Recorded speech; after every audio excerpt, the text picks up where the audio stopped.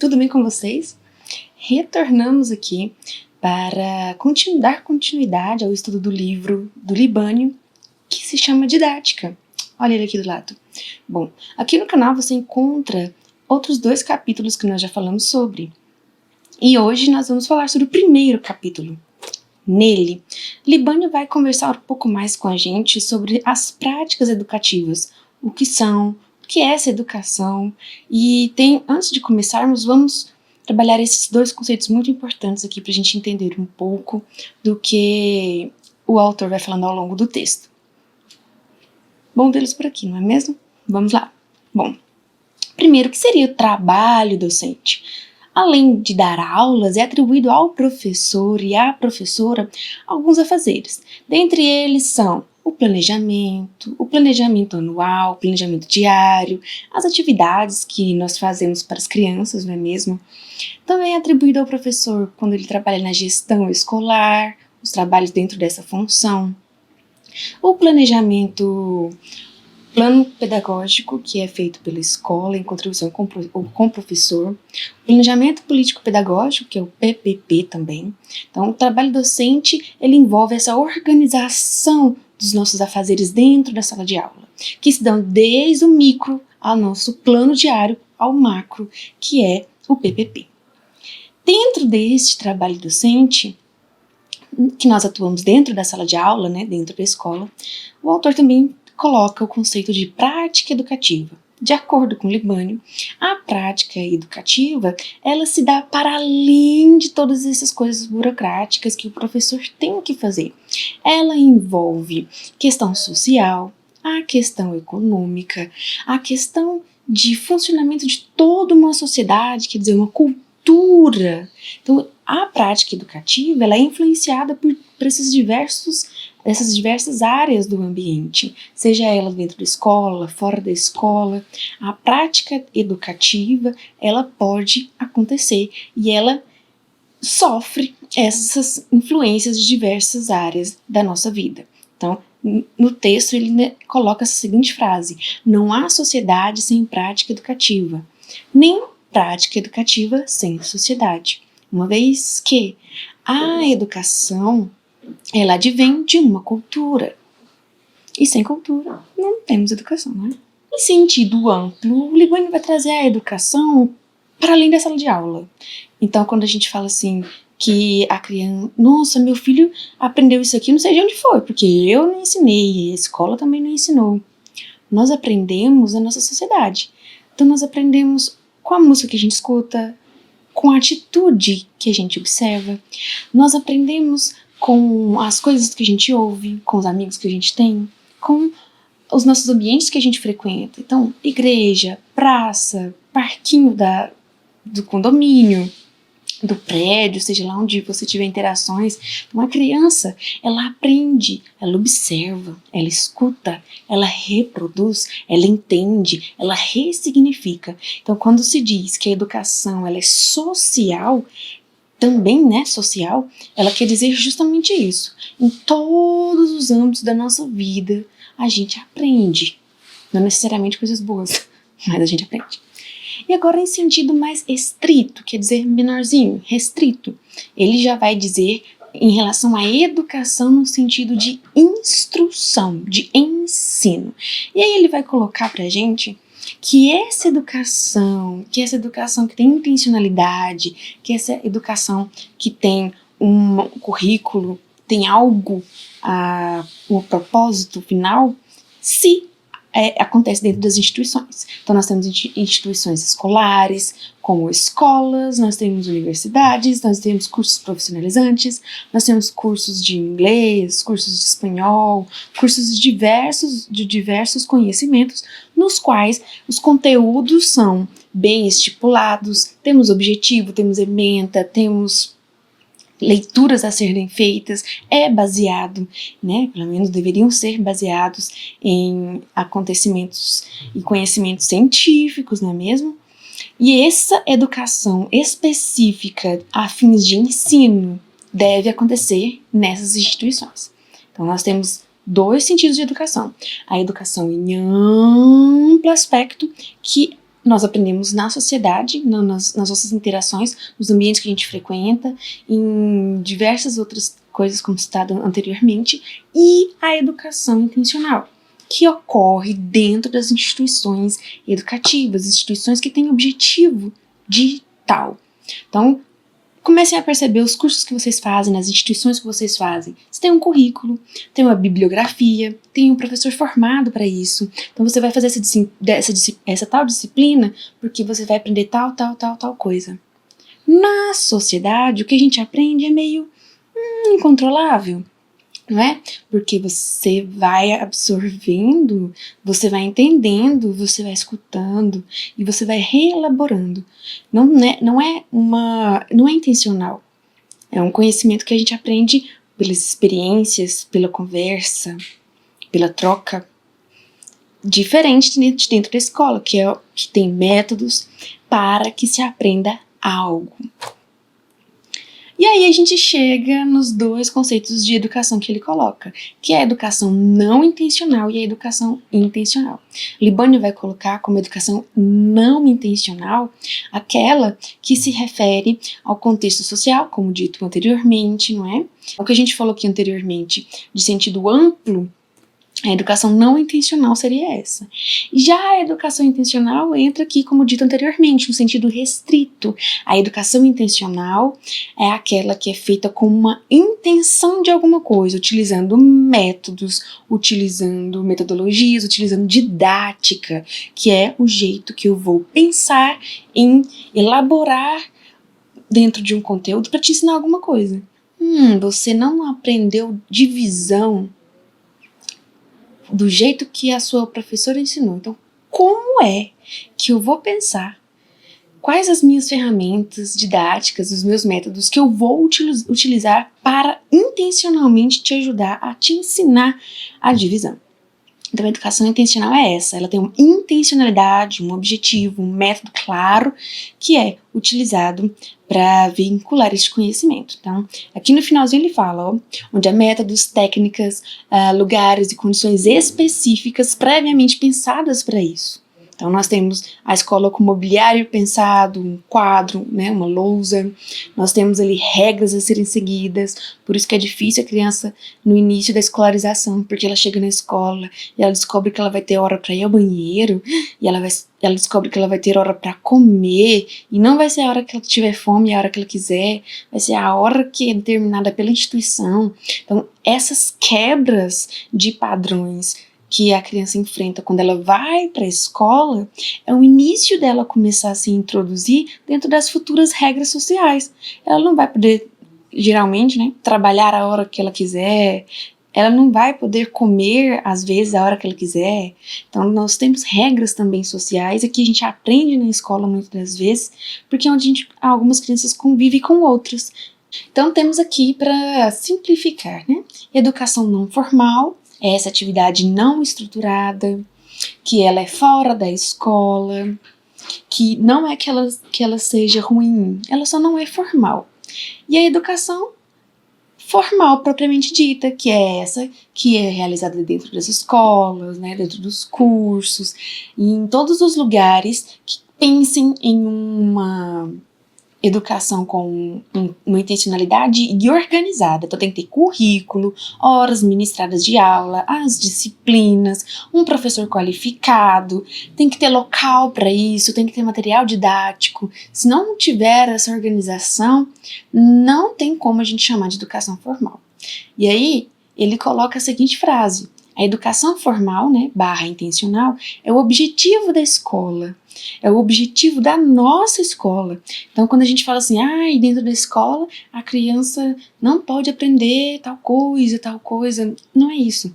A escola possui um currículo e a escola possui uma intencionalidade de ensino que é diferente da intencionalidade de ensino da vovó que ensina a criança a fazer um tapete, que ensina lá o seu netinho a fazer uma sobremesa lá no dia do Dia das Mães, no dia de receber a família. São intencionalidades diferentes.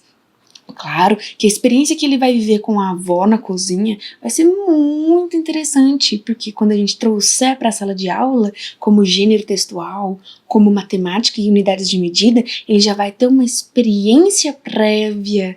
E aí ele vai contribuir e ampliar o seu repertório dentro de conceitos bem organizados, né? Por exemplo, a minha avó media as coisas utilizando latas, utilizando prato. Então você pega as receitas dela e tá lá escrito 1 prato de queijo.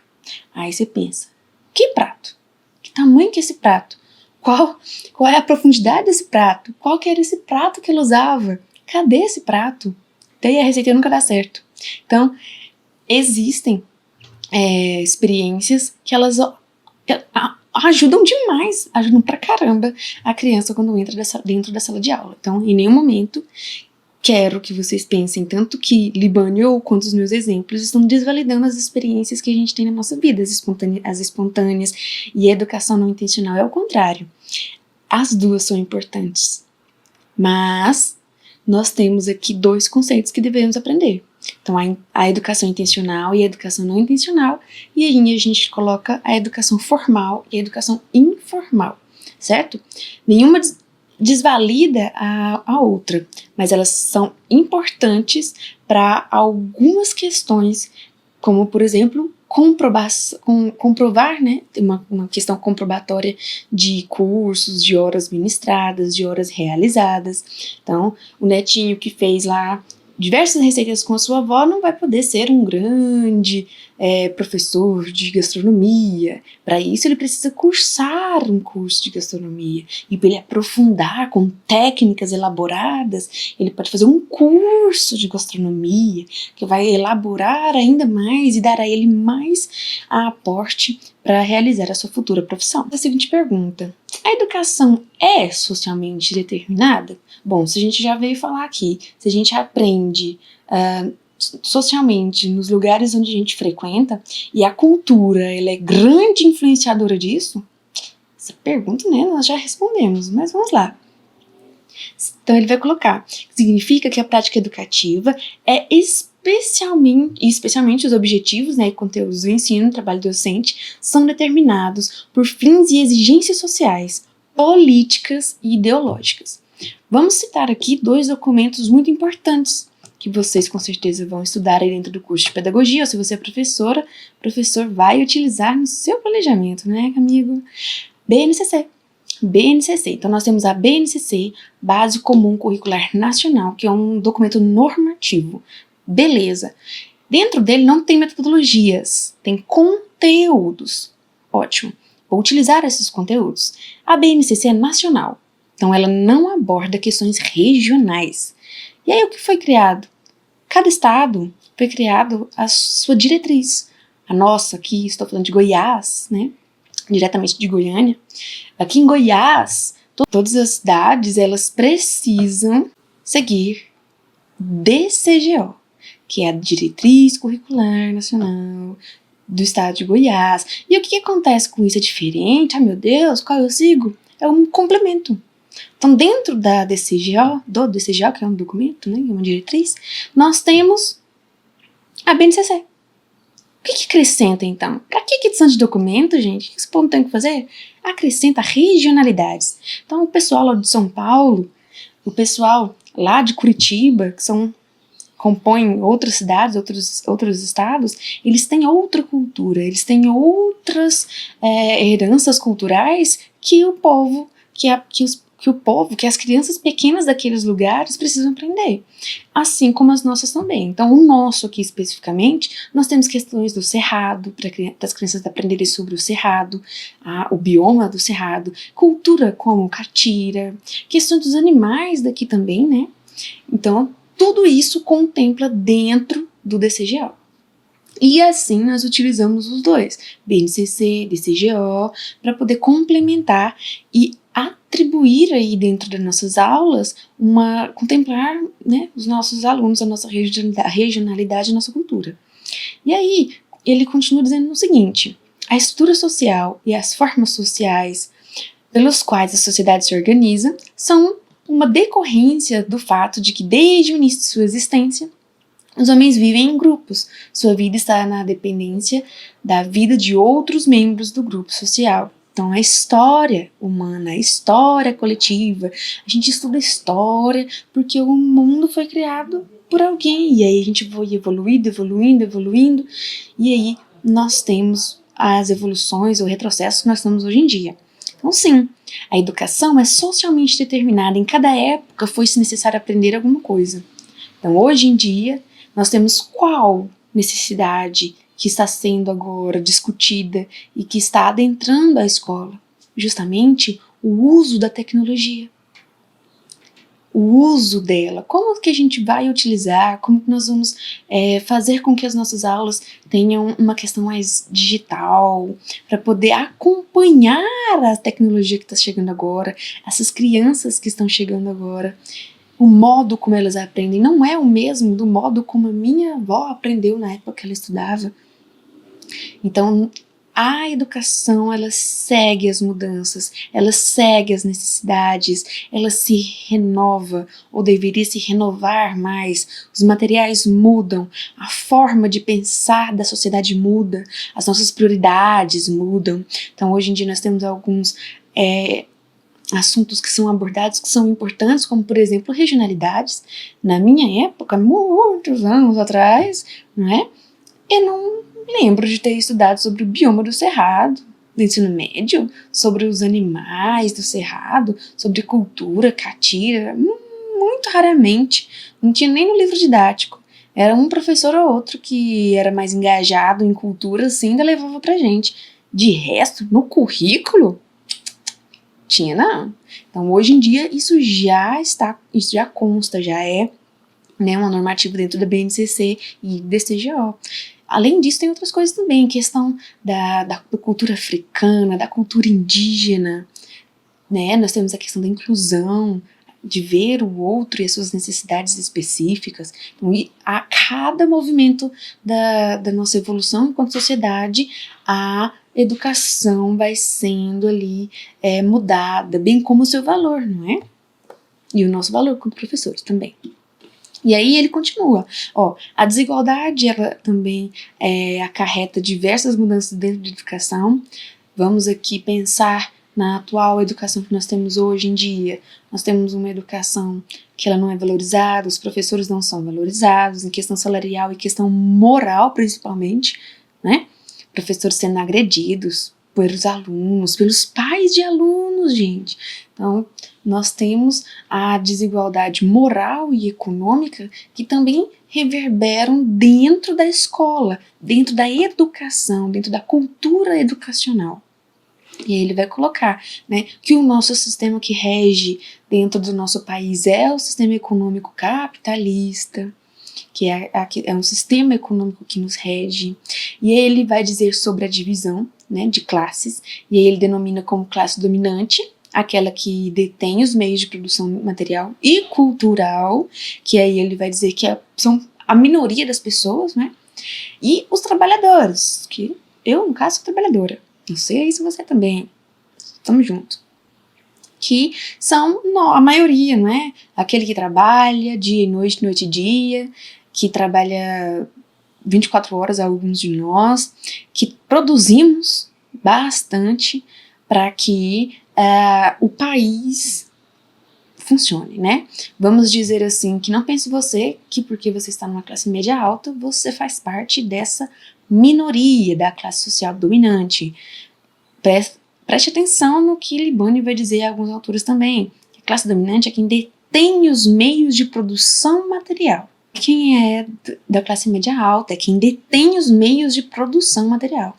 Então, os meios de produção, não é aquele que detém algum capital.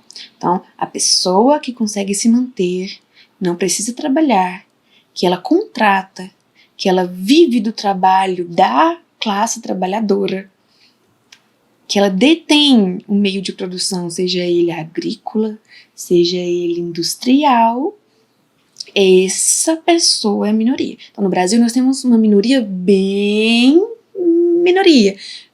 restrita, certo? A maioria somos nós trabalhadores da classe baixa, muito baixa, média, somos trabalhadores. E aí, dentro dessa ideia, ele vai dizer que a minoria, essa minoria dominante, ela vai atribuindo algumas questões para dentro da escola, né? Porque ele vai colocar que é de interesse dessa minoria o modo como a classe trabalhadora pensa. E ele vai continuar dizendo o seguinte, que a prática educativa, né, dentro da vida cotidiana, está nessas relações entre o professor e o aluno, os objetivos da educação, o trabalho docente, toda essa percepção que a gente tem, ela tem essa dinâmica, que é entre classes, que é entre raças, que é entre grupo religioso, que é entre homem e mulher, os jovens e os adultos. Então, dentro dessa prática educativa, na qual nós estamos inseridos, esses embates eles acontecem sempre. Não tem como você dizer que a educação é neutra, né? Ela sempre vai estar no meio aí desse mundaréu de coisas que acontecem, de pessoas que querem falar sobre educação, de pessoas que não estão na sala de aula, de pessoas que acham que tal pauta é importante e outra também. Mas acredito que o viés principal é pensar naquela comunidade, naquela escola, naquelas crianças, antes mesmo de pensar no que ela é obrigada a saber ou não, né? O campo específico de atuação do profissional, que somos nós, né? Que é o professor, a política, né, do professor é a escola, a qual cabem tarefas de assegurar aos alunos um sólido domínio de conhecimentos e habilidades, o desenvolvimento de suas capacidades intelectuais, de pensamento independente, crítico e criativo. Então, veja lá, a escola não é apenas para dar lanche, não é apenas para cuidar, mas primordialmente a escola deve possibilitar para ela o máximo que a escola puder, que essa criança aprenda, que ela desenvolva suas habilidades, que ela descubra habilidades, que ela desenvolva suas capacidades intelectuais, que ela aprenda a pensar, que ela aprenda a questionar por si só, sem ficar dependendo da opinião de ninguém, que ela aprenda a escutar, que ela aprenda a valorizar o que o outro pensa e aprenda a exigir que o outro valorize o que ela pensa também. Então, a escola tem que ser esse espaço de discussão, de conversa, de postura diante dessas crianças, principalmente da escola pública, não é? Ele vai colocar sobre educação, instrução e ensino. O que vai dizer sobre a educação? Que aí a gente vai repetindo algumas coisas que nós já falamos, né? Que ela corresponde à modalidade que influencia as inter-relações que convergem na formação da personalidade social e do caráter, implicando numa concepção ideológica, moral, política, de princípios de ações frente às situações reais e desafios da vida prática. Então, do dia a dia, lembrando, para além da escola, a educação como um todo. E aí a instituição social, que se ordena no sistema educacional num determinado momento histórico. Nós temos o produto, que entrega resultados, que esses resultados são da ação educativa, né, dentro dos propósitos sociais e políticos, e junto disso nós temos o processo, que consiste na transformação dessa educação, desse indivíduo, no sentido histórico que a gente vai construindo e no desenvolvimento da sua personalidade. Instrução tem a ver com a formação intelectual. Então, a formação e desenvolvimento de capacidades cognitivas, mediante o desenvolvimento de certo nível de conhecimentos sistematizados. Então, nós temos aqui o desenvolvimento cognitivo, o desenvolvimento do pensamento, da inteligência, da mente, da técnica, né? E já o ensino corresponde a ações, meios e condições para a realização da instrução. Contém, pois, a instrução. Então, pensa assim, dentro da instrução, nós temos aqui uma formação intelectual, vou desenvolver aqui o meu intelecto. Eita, mas como eu vou fazer isso? Como que eu vou ser super inteligente? Como eu vou desenvolver minha cognição, minha linguagem, minha memória, toda a minha grande inteligência que tenho dentro da minha cachola? Pois vem o ensino. E o ensino se dá por meio das ações que a gente faz, as condições que são proporcionadas. Dentro dessas ações a gente tem a metodologia, os planejamentos, a didática. né, que é como ensinar. E aí o Libânio continua. Pode-se instruir sem educar, e educar sem instruir. Conhecer os conhecimentos de uma matéria, conhecer os princípios morais e normas de conduta não leva necessariamente a praticá-las, transformá-los em convicções e atitudes efetivas frente aos problemas e desafios da realidade. Então nós temos que pode-se existir uma educação sem instrução, que é essa daqui, não é? Uma educação no meio social, que a gente vai aprendendo ali pela experiência, né, das pessoas que a gente convive e tudo mais, e nós temos aqui a instrução que é junto com o ensino, que ela vai lhe atribuir mais coisas para a sua atuação dentro da sociedade. E ele coloca um outro conceito de educação escolar. Aí nós estamos nos referindo ao ensino, porque é na escola que acontecem essas ações e essas condições para poder fazer com que a criança desenvolva o seu intelecto, que ela tenha instrução. Dentro da educação escolar, nós temos a manifestação peculiar do processo educativo global. Olha que bonito! É tudo aquilo que a gente já falou sobre educação formal, né? Que ela tem um planejamento, que ela tem uma estrutura, que ela tem uma organização. E acontece onde? Dentro da escola.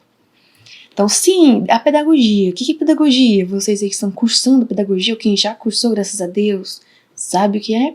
Para Libânio, pedagogia é a ciência da e para a educação, que estuda a educação, instrução e ensino. E é ela que determina o processo educativo em suas finalidades e meios de ação. Então, a pedagoga, o pedagogo, ele deve ter em si, olha lá, o conhecimento para poder estruturar e organizar o rumo educativo de alguma turma, de algum processo educativo. Ele deve ter esse conhecimento e essa habilidade, porque é ele que manja dos paranauê da educação, da instrução e do ensino.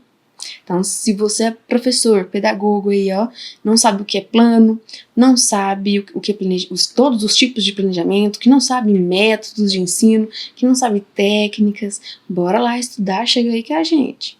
Ensino, um campo específico da instrução e educação escolar. O que seria, então, esse processo de ensino? Já que o ensino é um campo da instrução, que está dentro da educação escolar.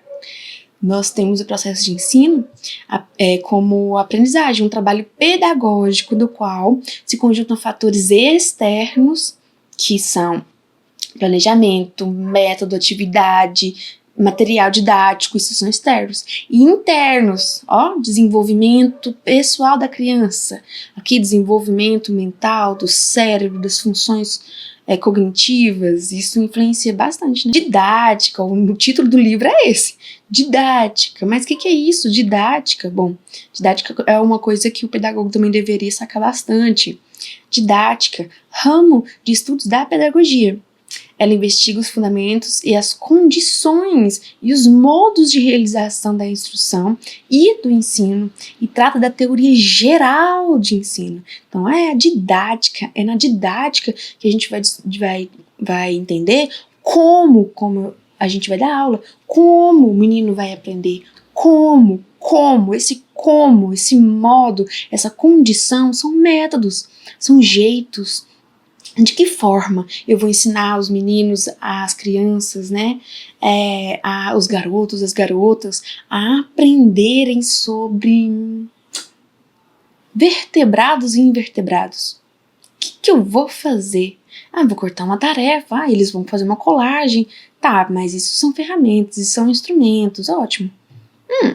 E aí, qual que é o seu plano? Vai dar essa tarefa e depois? Não tem que ter uma intencionalidade? Nós temos que ter um começo, um meio e um fim. Tem que ter uma lógica na sua proposta de trabalho. E aí você vai se basear em quê?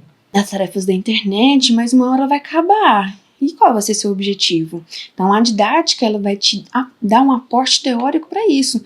Ah, não, vou trabalhar tal autor, porque ele fala de um jeito, de uma metodologia de ensinar matemática que é muito top, de ensinar arte, de ensinar ciências, que aí eu começo, eu faço isso, depois isso. Isso vai ajudar o professor a organizar a sua vida, o seu plano, o seu percurso dentro com aquela sala de aula. Vai facilitar a vida dele. E assim, vai facilitar o processo de aprendizagem da criança também. A ela, a didática, cabe converter objetivos sociopolíticos e pedagógicos em objetivos de ensino, selecionar conteúdos e métodos em função desses objetivos para o ensino, né? Tendo em vista o desenvolvimento das capacidades mentais dos alunos. Então, sempre está em vista o objetivo da criança aprender. Não, nós temos esse objetivo e aprender o quê? Aprender o que devemos ensinar, que está dentro do currículo, que está dentro do normativo da BNCC. Então a criança precisa aprender aquilo. Ai, mas ela é obrigada, ela não está aprendendo, está acabando o ano, estou desesperada. Calma, senhora. Nós temos aí um conteúdo que precisa ser ministrado. Muitas das vezes não é possível. Às vezes a turma não alcança, às vezes eles estão precisando de outras coisas, mas o importante é que tenhamos sempre em vista que a criança precisa aprender. Então, de nada adianta passar todo o conteúdo e ela não saber todo o conteúdo. De muito adianta eu dar o conteúdo aos poucos e assim ela ir aprendendo conforme a qualidade que eu preciso que ela aprenda. Continuando, ele vai falar um pouco sobre as disciplinas que a gente tem no nosso curso de pedagogia, né? E para que elas servem. Então, coloquei aqui de modo resumido mesmo para a gente pensar.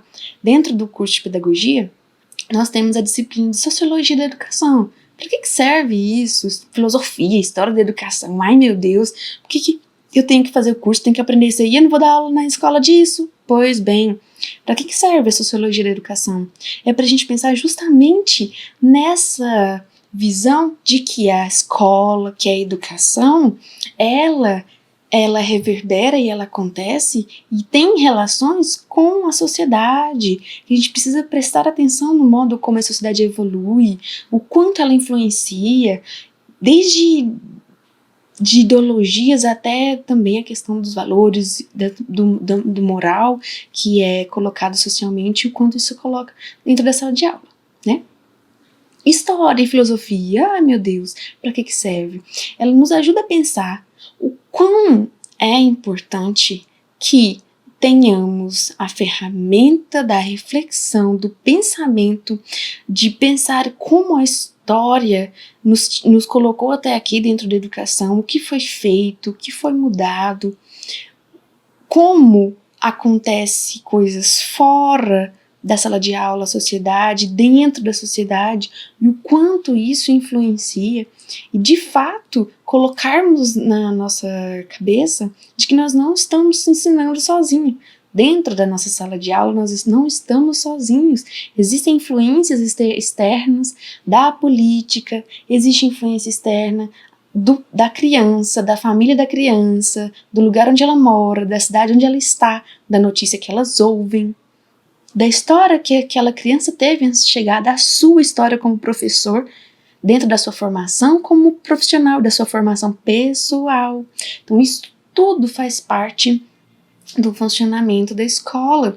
E essas teorias educacionais que a gente estuda na história da educação vai fazer a gente entender sobre isso, né? Que vai pensar e nos ajudar a revelar o quanto muitas das coisas da educação só mudaram de roupa e continuam a mesma. Psicologia. Psicologia é uma das disciplinas muito importantes porque a gente vai aprender qual é o desenvolvimento da criança. Quando é que ela aprende? Quais são os marcos de desenvolvimento?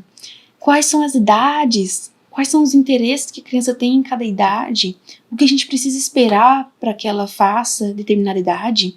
O que a gente precisa estimular, porque não necessariamente cada criança tem seu tempo, existem marcos marcos de aprendizagem e a gente tem que aproveitar esses marcos. Então, para a gente saber quais idades são para uma criança típica e também uma criança atípica, a gente tem que estudar na psicologia da educação.